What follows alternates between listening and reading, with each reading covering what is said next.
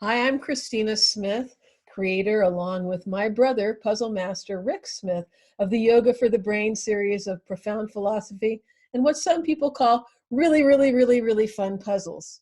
We are celebrating the publication of our fifth book in the series, Inspired Wisdom Word Search Yoga for the Brain, which features 60 contributing authors.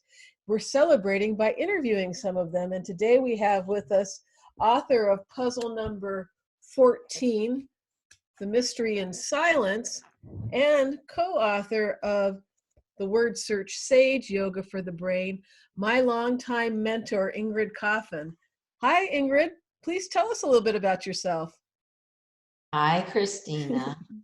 How are you? I'm wonderful, thanks. How are you? I'm good. I'm Good. good.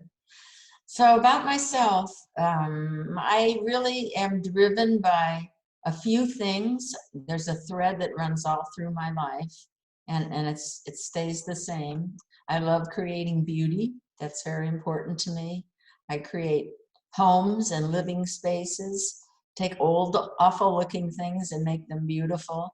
I did stained glass professionally for 10 years and made walls and ceilings and windows and doors and loved it.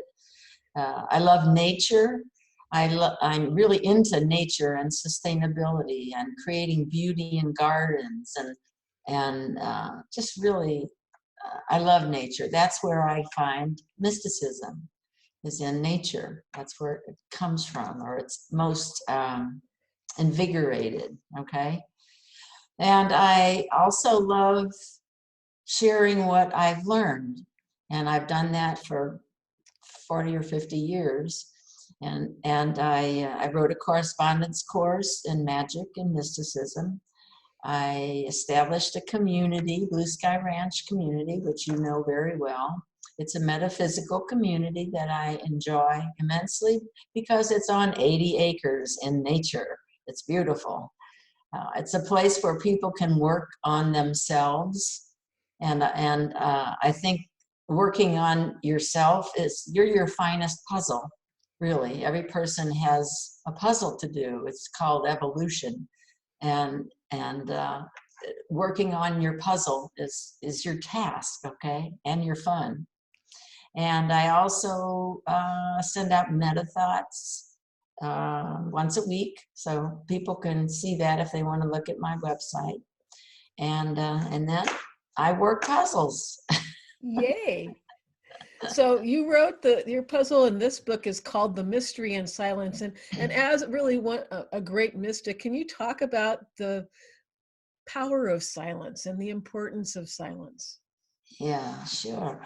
I was born a mystic, all right? I'm kind of quiet, not really too in your face, but more receptive. And all of the things that I have aspired to do have started inside of me with a vision of what I want to do. Okay. And so mysticism and mystics are quiet, and they create all of the things that they're wanting to create inside in their, I guess people would call it their imagination. But you can live there and do nothing else but live there, which is not really the goal of mysticism. Mystics like myself, I had to learn magic, which is what I call taking that vision and putting it out into the hardcore physical plane world. Okay, so it's nice to have visions. The artists that would tell you this, they see this vision and then they paint it, or they write it, or they weave it, or they grow it, or whatever. And the mysticism takes form in the world, and then you can share it with other people, because when it's just inside of you, you can't. You have to live in like a chamber or a vacuum, okay? So that's mysticism gone sour, really. So you really need to take the mysticism and expand it and make yourself more full of it and more opportunity to do it, and fill up through silence and spending time with yourself. Meditation's good for that. Yoga is good for that. Walking on the beach, in the desert, in the forest, on the mountain, anywhere. Watching a mountain lion run around, watching deer, that's interesting too. I just did that the other day. So mysticism's beautiful, but it needs to be brought out and shared. And then you get magic. Okay, does that make sense? So in order for mysticism to reach its fullest potential through the gestation and silence requires expression? Yes, yes. It needs something so that you can share it with others, and so that you can, I mean, if you have a picture in your mind of what you'd love to paint and you never paint it, how enthralling is that? You know? I mean, you never. Even if you don't share it with others, it doesn't really matter, right? No, but you got to get it out. You have to get it out. The sharing part is just part of me, really. I love to share what I know. So that's the natural teacher kind of in me. I am a metaphysical teacher. So I can't help it. That's who I am.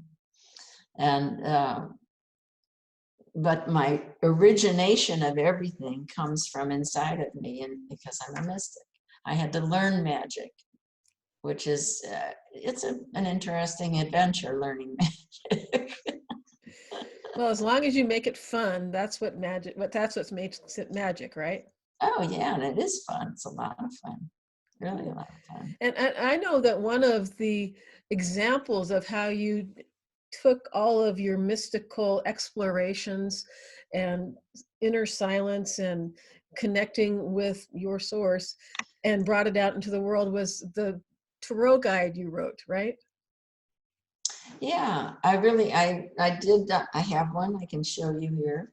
It's the Awakening Aeon Tarot, and I wrote the little booklet that goes with it that explains each card.